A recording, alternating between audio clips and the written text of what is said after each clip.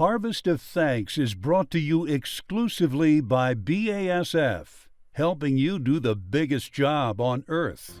You do the biggest job on earth with passion and drive so that we can all have food on our table and can come together as families and communities. From BASF and our team, we wish you a happy and blessed holiday season and a prosperous new year. Thank you for all of your hard work.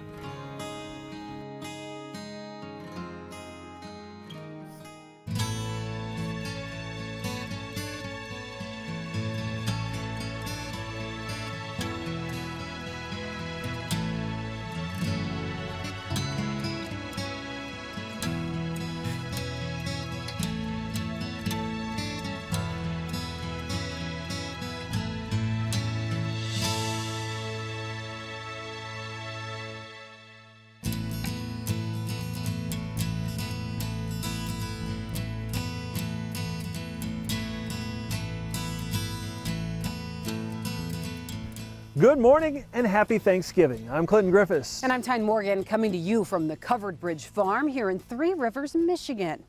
The picturesque site is home to the iconic Langley Covered Bridge, which goes over the St. Joseph River, and an 1870s barn completely renovated. Wedding ceremonies take place inside this barn or on the 6 acres surrounding it. It is the perfect setting to bring you this year's harvest of thanks. A year that saw farmland values and grain prices rise, along with record demand for the products we grow, but also extreme heat, drought, fires, and storms. Yeah, and after a year where some were forced to be apart for the holidays because of the pandemic, this year many are coming together and back to the farm. But for some, there may be an empty chair at the holiday dinner table this year. I spoke with a cotton farmer in Texas who is now without their family patriarch's guiding light. In the game of farming, it all comes down to this. God led us in this way to do this, and we believe that this is where He wants us to be. A blanket of white that unfolds every year in Hale County, Texas, bear the fruits of Chance McMillan's labor. That love for farming was also passed on to a man everyone around town knew as a coach. He played baseball at Texas Tech University. Our whole family's a baseball family. But to Chance, Tommy McMillan was known as Dad. He just touched everything in a special way in everything that he did. They all wanted to be on Tommy's team because he treated them with such love and respect. He listened to them. Whether it was flipping pancakes at a pancake sale or whether it was umpiring a baseball game.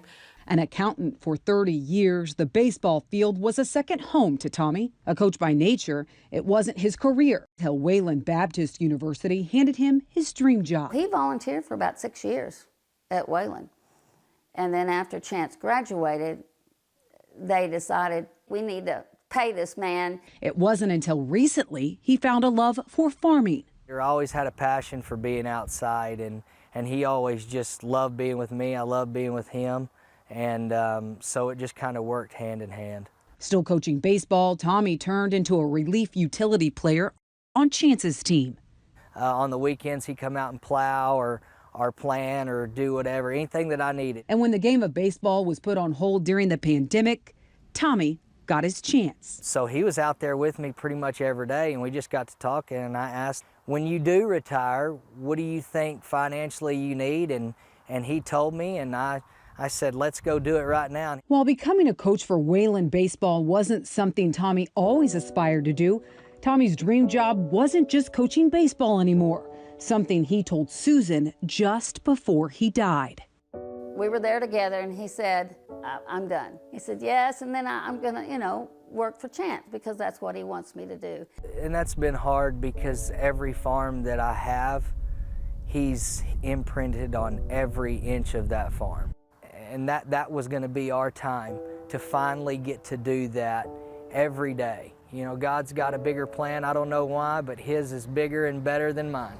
A servant's heart with a strong love for his own family may just be why Tommy's love for the baseball field rivaled his love for the farm field in the final chapter of his life. And I want to thank Chance McMillan for sharing his story. Our thoughts are with his entire family today. And so many of you have overcome obstacles to bring in the harvest this year.